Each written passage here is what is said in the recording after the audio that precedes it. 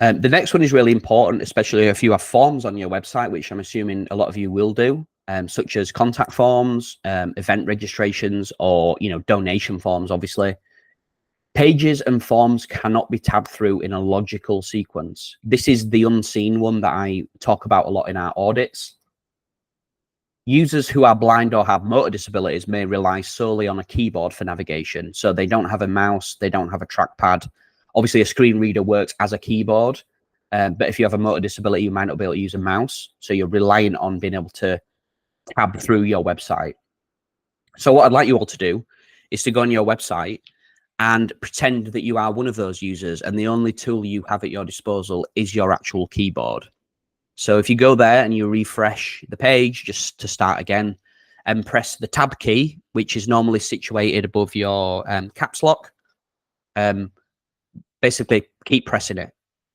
Is it obvious where you are on the page? Are you getting something called focus around like buttons and links and things like that? Is it jumping past important information?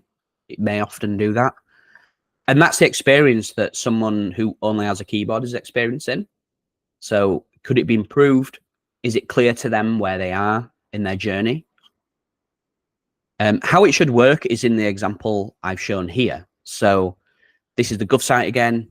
I don't know why I keep going about the Gov site, but it is what it is. It's a logical order on their website when you tab through it. So you go from 1, which is the header, to 2, which are the most popular links on Gov right now. It then traverses through those in its correct order until you hit a search box. The search box is first, and then the submit button for the search is second. And that's a logical order, right? That makes sense. It's going through the content in the correct order and ensuring that whether you've got a mouse or not, you're still accessing the links in the same order as everybody else. Here's another example. So here's a form that I've designed specifically for this presentation. I know it looks beautiful, right? And it's going to be for a new book search feature. So I've made this up. It's a book search feature on a website. Think back to what we've just talked about in the tab order and your experience maybe of navigating just with the keyboard.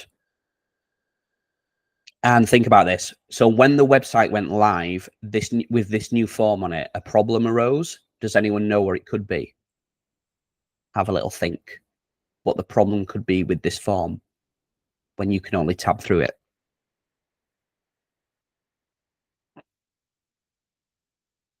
I think, I was going to say, I think only one person has ever got this correct, but maybe not now. Jamie dropping bombs in here today.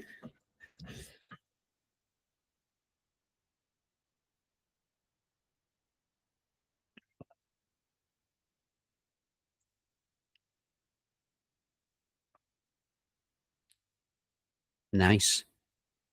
I think Ben's probably nailed that the best. The submit button position is incorrect.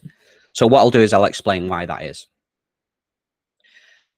Obviously, our tabbing order seems logical, right? So, but for someone who was blind and reliant on a keyboard, they were missing vital fields that would have made their experience a lot easier.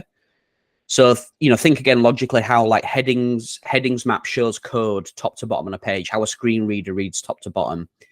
And if you can only navigate with the keyboard and your screen reader says author search, you know that you could enter the name of the author. You'll then tab to the next item in the list, which is the search button.